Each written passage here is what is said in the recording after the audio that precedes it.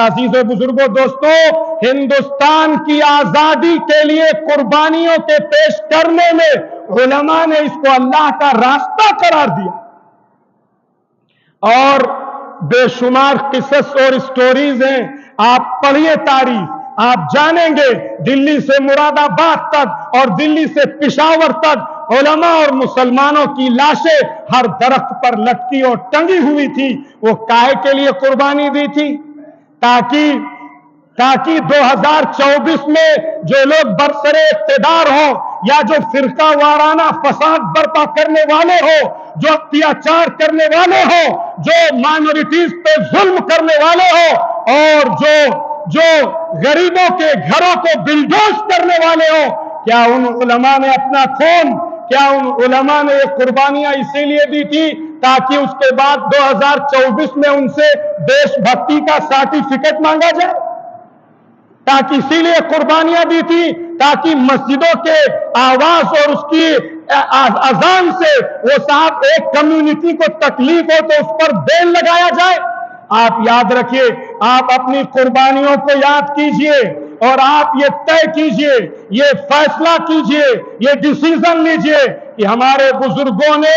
جو قربانیاں دی تھی، جو خون بہایا تھا، جو اپنے آپ کو قربان کیا تھا اس ملک کی آزادی کے لیے، اس ملک کی ترقی کے لیے، ایک ایک مسلمان اور ایک ایک ہندو، ایک ایک بدھسٹ، ایک ایک جینی اور جو بھی دھرم کے فالوور ہیں، ان سب کی یہ رسپانسبلٹی ہے کہ ہمارے ملک کے اندر ہر بھارت کا ناگرک آزاد ہو.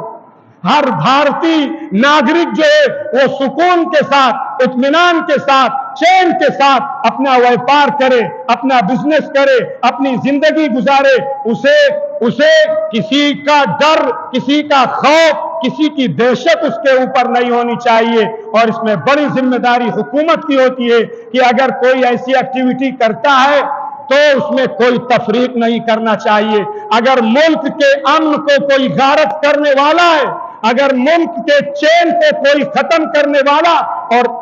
دفن کرنے والا ہے، تو حکومت کی یہ پہلی رسپانسبلٹی ہے کہ اس انسان کے ساتھ سخت سے سخت کارروائی کی جائے. اور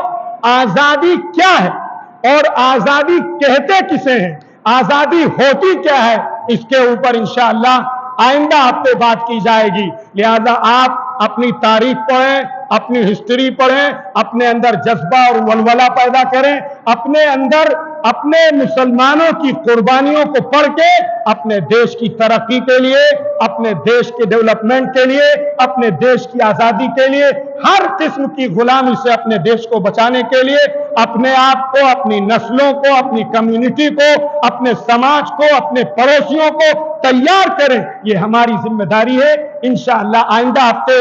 آزادی کیا ہوتی ہے اور کتنی ہمیں ملی ہے اور کتنی ہونی چاہیے، اس پر ڈسکس کی جائے گی. اللہ تعالی ہم سب کو عمل کی توفیق عطا فرمائے، اپنے اسلاف کی قربانیوں پہ چلنے کی اور ان کو یاد کرنے کی، ان کو بار بار دہرانے کی توفیق عطا فرمائے. وآخر دعوانا الحمدللہ.